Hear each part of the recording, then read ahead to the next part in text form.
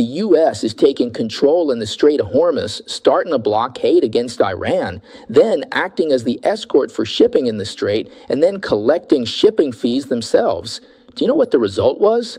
You could say it's today's harvest. The harvest just came out half an hour ago. I'll tell you about it later. Also, U.S. Senator Graham's death has triggered a series of ripples. He was truly someone who influenced all sides of America. What kind of ripples are they? From this, we can understand how the U.S. system works. This is another topic Fang Wei will bring to you. Also, Cuba isn't in the headlines every day, but profound changes are happening there. So what are they? Also, Rubio vowed to dismantle the International Criminal Court if necessary. What's this all about, and where did it start? All right, welcome to listen to and watch Good Morning America, brought to you by Fang Wei. Hello to our YouTube audience, and hello to the listeners of Sound of Hope, Silicon Valley FM 96.1. New listeners can subscribe and turn on the notification bell so you won't miss the program Fang Wei brings to you every day at this time.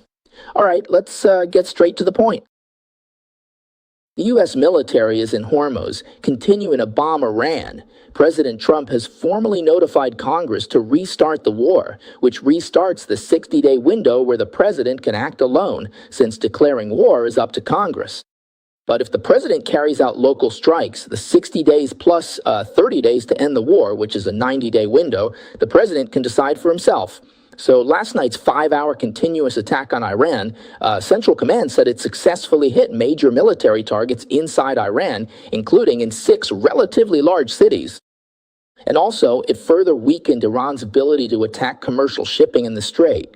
Central Command also said that we used precision-guided missiles against Iran's coastal defense systems, missile and drone sites, as well as their maritime capabilities. And they released 2 videos, including what's called unmanned surface vessels, U.S. unmanned vessels attacking Iranian ports and ships. The U.S. Central Command stated that currently there are over 50,000 troops deployed throughout the Middle East. The U.S. military remains vigilant, with strong combat capabilities, ready to engage at any time. Central Command also said that Iran's military capabilities have been severely weakened and warned that there will be another major attack tonight. Central Command also said that under the president's direction, the U.S. military will begin today at 4:00 p.m. Eastern Time to resume the maritime blockade of ships belonging to Iran and its allies entering and leaving Iranian ports. That's what President Trump tweeted yesterday, that we are restoring the Iranian blockade. The reason this blockade is named after Iran is because Iran is blocking the entry and exit of ships. All other countries will now use the strait fairly and openly, except for Iran and Iran's customers.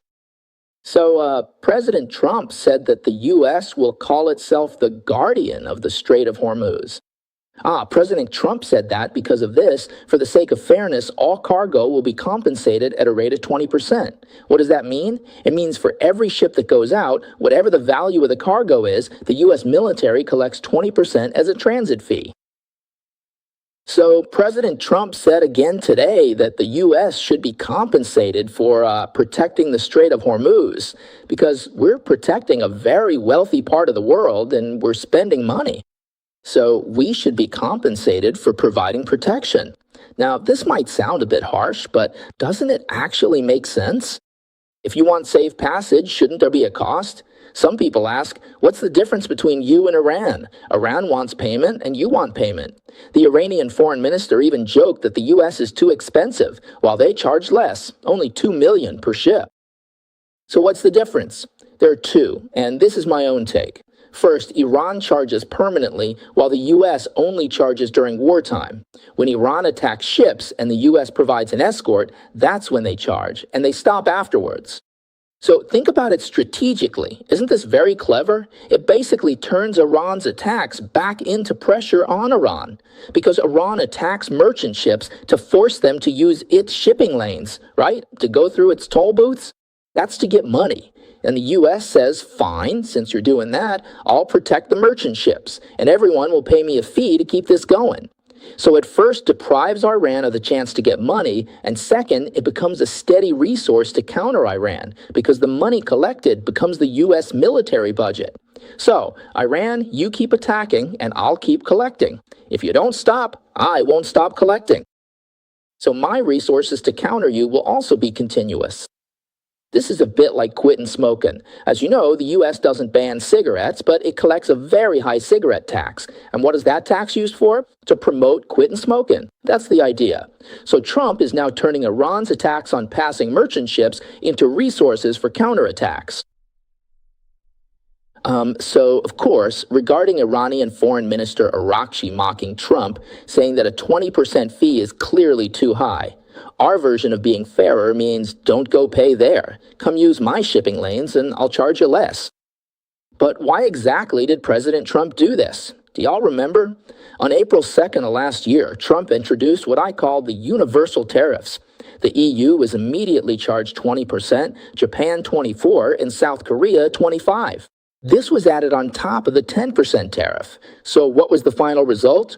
In the end, they all became 15%. Of course, plus they had to invest in the U.S. In short, the way President Trump does things is like a businessman president. He asks for an exorbitant price and waits for you to bargain. That's the situation. So now you're saying all the ships passing through the Strait will be willing to pay 20%? No, they negotiate immediately and the results come out right away. This is the latest news from Trump that came in half an hour ago. I'll read you Trump's exact words. Trump said oil is flowing at an unprecedented scale thanks to the powerful strength of the U.S. military. I want to pay tribute here to Hegseth, our Secretary of War, to our Chairman of the Joint Chiefs of Staff, Kane, and to the Commander of our Central Command, Admiral Cooper. Because of you and the world's most powerful military, the Strait is now open to all vessels, except for Iran. Due to the lies, violence, and malice of Iran's leadership, they are leading their country down a path toward total destruction. Therefore, we will implement a total blockade, but only for ships entering or leaving Iranian ports, or any ships carrying Iranian cargo. However, based on my productive talks with Middle Eastern leaders, I've decided to replace the 20% U.S. compensation fee with trade and investment agreements from Gulf nations. These investments will be massive, and they'll be extremely beneficial for them and for the future. As you know, we already have the largest dollar investments in U.S. history from any nation, but these new investments will make that number even more staggering. We're going to see factory equipment pouring into America on an unprecedented scale, which will create millions of additional high-paying American jobs. Do you get what he means? Let me interpret, give you my take on it. What he's saying is, I'm just going to charge a 20%, what do you call it, like a bridge, a toll. 20% is terrifying. It's really quite terrifying, right? 20% of the cargo's value, nobody's going to pay that. So everyone expected Trump to start with a sky-high price, and then you'd bargain it down. But the result of the bargaining was the Gulf nations investing more in America. We all know President Trump has always said, as in now, investments from overseas nations into the U.S. have reached $19 trillion. So that means increasing it even further on top of that. Because the U.S. economy is booming right now, investing in America is relatively low risk. People were already willing to invest, but then you add Trump's 20% so-called cargo fee? Can you afford that? Would you want to pay it? It's so expensive. If you don't pay, that's fine. Just invest heavily in America. So the U.S. still reaps massive foreign investment. This is something, well, previous U.S. presidents rarely did. The CCP has always done this. It's called attracting investment. When massive capital flows in, it means a lot of jobs come in, which represents a lot of tax revenue coming in. America gets the jobs and the taxes, while the overseas companies or governments get the profits. So it's a win-win situation. Basically, Trump just sent out a tweet saying he charged 20%, and in just one day, he secured potentially several trillion in new investments. Next President Trump continues, saying America's winning and it's a victory like never before. The days of Iran killing hundreds of thousands, including 52,000 protesters, are over. More importantly, Iran will never have nuclear weapons. Well, your take on Trump, this is actually a business tactic being played out on the world stage, right? It's about hiking it up by 20%, which everyone finds unbelievable. This so-called toll, or rather not a toll, but an escort fee. This escort fee lasted for just one day, and it might have brought in trillions, we don't know exactly how much yet, trillions in trade agreements and investments in the U.S. So a president who understands business can achieve this effect with just one tweet. That's what's so unique about America right now. I'm not just trying to flatter anyone here. In 250 years and 47 presidents, there's never been one like this. A businessman, making deals like this on the international stage. Isn't that interesting? What do you think? Do you agree with Trump's approach? If you agree, just write agree. If you don't, write disagree. Either is fine. Express your opinions. Anyway, okay, now let's talk about Iran. Iran's foreign ministry spokesperson, Baghai, stated that the ceasefire agreement reached last month on June 17th is undoubtedly facing a crisis, but Iran has never been the first to break its promises. He said Iran is mediating and consulting with Qatar, Pakistan, and Oman to prevent further escalation. Now, how do we interpret this? Two things. First, it means they're scared now. He says the ceasefire is undoubtedly facing a crisis, right? For Trump and for all of us onlookers, we're asking, does that agreement even still exist? Is that MOU still there? Trump has already notified Congress of the official start of hostilities for another 60 to 90 days, yet they're still saying the agreement is in crisis. This shows Iran is softening. They've been scared and hurt by the strikes. And saying Iran never broke the agreement first, that's total nonsense, right? They were always the ones to break their promises first, and only then did the U.S. strike back in retaliation. The thing is, after they softened, if it were 3 months ago, Trump would have said Iran has yielded and will negotiate immediately. But will Trump do that now? You'll see. I'll predict it now. Trump won't. Trump has stopped believing them, and this distrust is absolute. This is Trump's ability to learn. It's very good. Also, Trump threatened this morning to destroy an underground site called Gauchin near Natanz. It's suspected that nuclear weapons are still being developed under Gauchin, so he's not being polite at all. A reporter asked Trump if striking Iran has become the new normal for the U.S. Trump had a one-sentence reply. Look at how he answered. He said, "We were in Vietnam for 19 years. We've only been here for 4 months. Please, that's not long at all. And I think we've already done a lot. If we didn't do this, Iran would have nuclear weapons. If they had them, Israel would cease to exist, and the Middle East might not exist either. We've destroyed Iran's navy, air force, missile capabilities, and drones. It's absolutely necessary to prevent Iran from obtaining nuclear weapons." Meanwhile, on Tuesday, Iran struck another Norwegian chemical tanker near the Gulf of Oman. Earlier, in the previous 2 days, Iran had already hit 2 other ships. Those 2 ships weren't from Cyprus, like I said yesterday. They were UAE ships. 2 UAE tankers were hit, resulting in the death of 1 Indian crew member and injuries to 8 others, 4 of whom are in serious condition. Okay, so that's the reaction from the Iranian side. In short, for every ship Iran hits, the U.S. isn't just hitting back 20 times harder, it's 200 times harder. That's the situation. Another episode, which is also very important to mention, involves a Houthi delegation. They flew to Iran for Khamenei's funeral and were returning home. As they were about to land at Sana'a airport in Houthi territory, they were attacked by Saudi Arabia because Saudi Arabia has always been unhappy with the rise of the Houthis. Their rise in the south, is basically subverting the legitimate government. So they sent troops specifically for this crackdown, helping the Yemeni government against the Houthi militants. But northwestern Yemen is a bit like the mountainous areas of Afghanistan, so it's very hard to attack. As a result, after they went in to fight, they weren't successful. Since they weren't successful, they had to withdraw. But Saudi Arabia has always been, very angry with the Houthi militants. They'd like to fight back if they get the chance. One reason they weren't successful before was because they didn't have the support of the U.S. U.S. military, no U.S. air power, but now it's completely different. So with these planes, because Saudi Arabia was unhappy, they imposed what's called air control on the Houthis. No Iranian planes are allowed to fly in, and you can't fly over there either. But this time, after the Houthi delegation attended the funeral, they flew in from Iran on an Iranian plane. Saudi Arabia then attacked the airport to prevent it from landing. And the result? The result was that the Houthis sent troops back to attack Saudi Arabia's Aba International Airport. It was very fierce, very fierce. It's basically the most serious mutual attack between the two sides in years. Of course, the most important consequence of this news is that if the Houthis start attacking Red Sea shipping again and block the Bab el-Mandeb Strait, it won't just be one Hormuz anymore. It'll be Hormuz plus the Bab el-Mandeb Strait. Then what?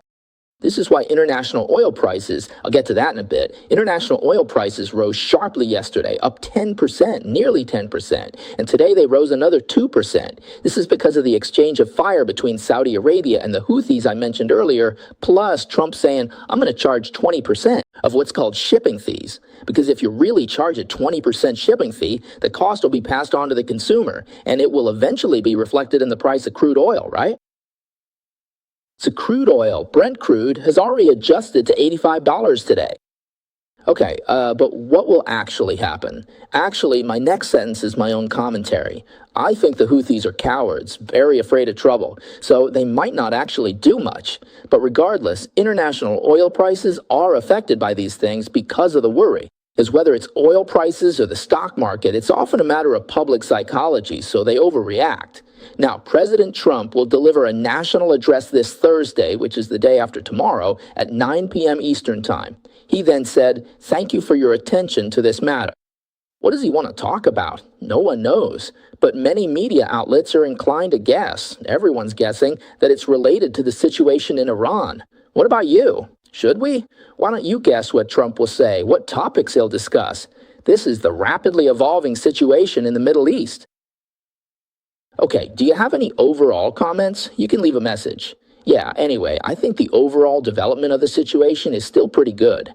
Of course, the biggest impact on the U.S. is oil prices and the possibility of the midterm elections. But there are still more than 3 months until the midterm elections. So regarding this matter, if you ask me, I think it really should have been done in early April. Now it's early July, so we'll keep going. Next, let's talk about the news, which is Graham's final moments. The idea of his sister taking over his Senate seat was quite a shock to everyone. But after thinking it over, people thought, that's an interesting idea. How so? Well, first, let's talk about U.S. Senior Senator Graham, who passed away on July 11th at the age of 71. I actually misspoke a couple of days ago when I said he was 2 days shy of his 71st birthday. He actually passed away 2 days after it. So he was already 71, thanks to our viewers for the correction. Currently, the preliminary cause of death is determined to be an aortic rupture caused by atherosclerotic cardiovascular disease. I've mentioned this several times, but the final results are still pending. Now, here's the situation.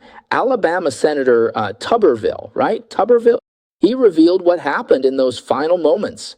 Graham's last phone call was to his scheduling secretary. This secretary happened to be with one of Tuberville's staff members at the time.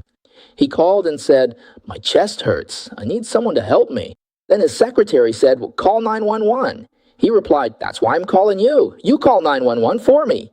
So the secretary called 911 right away. The emergency responders arrived quickly but couldn't open the door, so they had to break it down to get in. Then they tried to save him. So what were Graham's final words? He said 2 things that the media has been able to report. The first was when things weren't quite so critical yet. He said, "I don't want to go to the hospital. I want to be on NBC's Meet the Press tomorrow, and then I'll go to the hospital." But then, as the situation became dire, he told those around him, "I can't die now. I have to get these sanctions against Russia finalized. I have to finish dealing with Iran, and I have to push for the normalization of relations between Israel and Saudi Arabia." It's like he was working right up until the very last minute. That's why his good friend, Senator Tuberville, whom I mentioned earlier, said that Graham basically worked himself to death. He said he didn't have a family.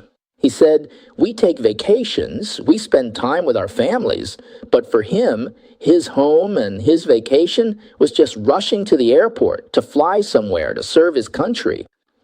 So after Graham passed away, his desk in the Senate was draped in white, with a glass bowl of fresh white roses placed on it. The Senate Majority Leader, Republican Senator Thune from South Dakota, spoke about his colleague with great affection.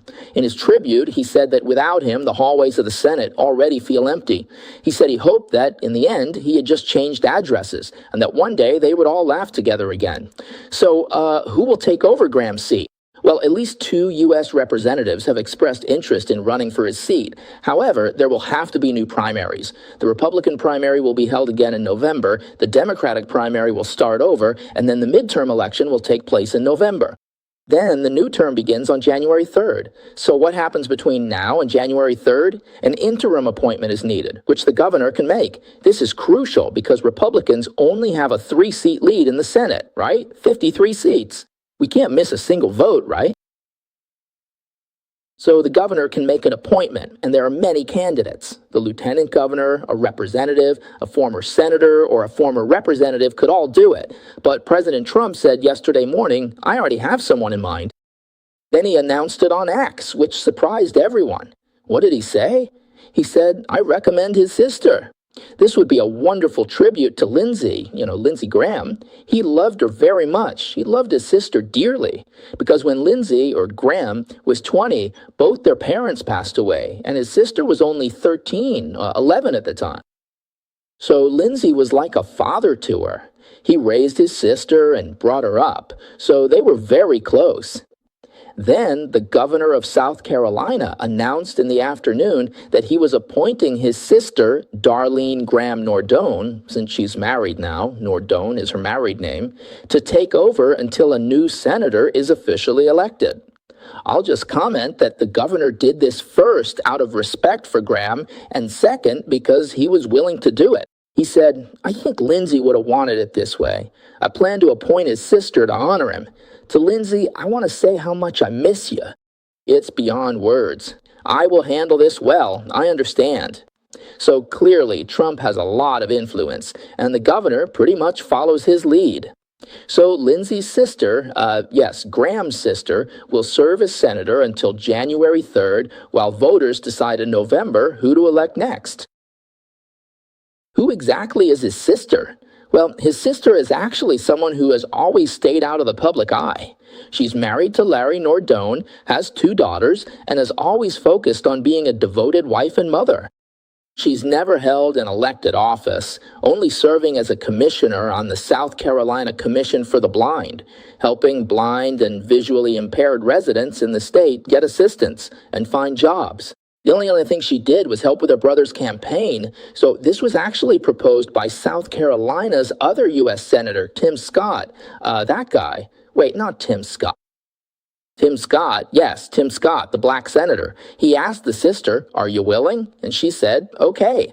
Then he told the president, who immediately said, great idea.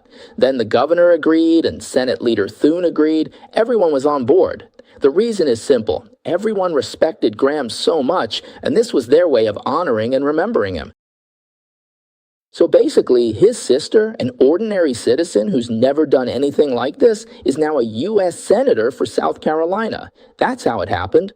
Now let's talk about Senator Graham's estate.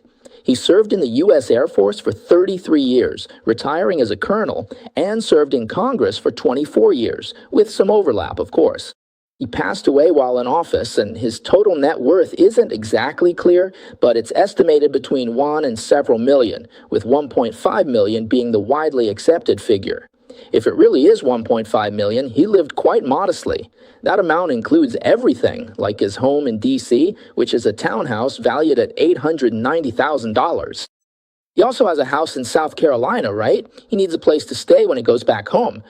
We don't know how much that house is worth, maybe $200,000 or $300,000, and then, plus some mutual fund investments. So Graham's only source of income is one thing. His salary as a senator, how much is it? $170,000 a year. So this is money he saved from his salary. He served the public for 50 years. So if he has $1.5 million left in the end, it means he saved an average of $30,000 a year. But you can't really say that because he definitely invests, right? His pension keeps growing, so he probably doesn't save $30,000 every year. I want to mention a principle, a political principle in the United States. The U.S. political principle is low pay to maintain integrity, because the founding fathers said back then that politics is a noble profession, a service to the public. What kind of people are suitable for this job? Moral people. So the honor that politics brings to elected officials is already enough. If you give them high salaries, it will attract bad people. We don't want bad people running for public office. So the U.S. political system is low pay for integrity, not like Singapore's high pay for integrity. It's low pay. Almost all officials who serve the country for a lifetime are, you could say, people without much money. Or at least that's how it should be. So even as the president of the United States, Trump's annual salary was only $400,000. The vice president should be 20-something, 23,000, right? A senator or representative only makes 170,000. The highest ranking general, a 4-star general, because the U.S. doesn't have 5-star generals. Once a war ends, there are no 5-star generals. They only exist during wartime. So the highest general, a 4-star general, makes less than $230,000. In other words, the income of these national leaders and key officials doesn't even match that of a doctor with a normal income, or a small business owner in America. Right, but in America, we all know that reputation is money. You can make money writing memoirs, you can make money helping people, you can lobby someone, you can influence your former subordinates who later became officials, you can receive money, and you can even receive bribes. So for someone with global influence like Grant, there are countries that want to please him and countries that want to give him money. So if a U.S. official is corrupt, it's very easy for them to get a lot of money, right? Because they're officials of a global leader. But as you can see, Graham is completely focused on his work and not on money. So in terms of personal integrity, he is absolutely a qualified U.S. official. Now, we see more and more former U.S. presidents and vice presidents worth hundreds of millions buying luxury mansions. Everyone thinks this is normal, but it's actually very abnormal. After a president leaves office, it all depends on how they manage their finances. There are no guarantees. You know, the one who wrote the Declaration of Independence, the third U.S. president, Thomas Jefferson, when he died in 1826, he was $107,000 in debt, which is equivalent to $3.4 million today, and he just couldn't pay it back. In the end, after he died, his Monticello estate and slaves were auctioned off to pay his debts. His family ended up with nothing. Then there's another U.S. president, James Monroe, right? You know, the Monroe Doctrine. He passed away in 1831. During his 2 terms, his salary was meager, yet as president, he had to do a lot of PR. He had to pay out of pocket to host guests, cover travel expenses, and maintain diplomatic appearances, because the U.S. system wasn't fully developed back then. By the time he left office, it was deep in debt from being president. He eventually sold his 3,500-acre estate and his property in Paris, but it still wasn't enough to cover everything. He finally had to ask Congress for a bailout. In the end, Congress granted him $30,000. In his later years, he moved to New York to live with his daughter and passed away there. So Monroe was also broke. Another famous one is the victorious commander-in-chief of the Union Army during the Civil War. General Grant, who later became president and died in 1885. After leaving office, he invested in a Ponzi scheme and went bankrupt overnight in 1884, losing over $100,000. His total assets were only $100,000, so he was left penniless. Then he was diagnosed with throat cancer, and his family was facing destitution. They would be, destitute for the rest of their lives. He endured the agonizing pain of throat cancer to rush through his memoirs. After he finished, he couldn't hold on anymore. It was his sheer willpower that kept him going until the memoirs were done, and he passed away immediately after. Then these memoirs were published by Mark Twain. The book became a huge bestseller because it covered the entire Civil War and his time as president. His family eventually received $450,000 in royalties. That's equivalent to nearly $10 million today, so it saved his family. Then there's James Madison, the 4th U.S. president, who was also in a very tight financial spot in his later years.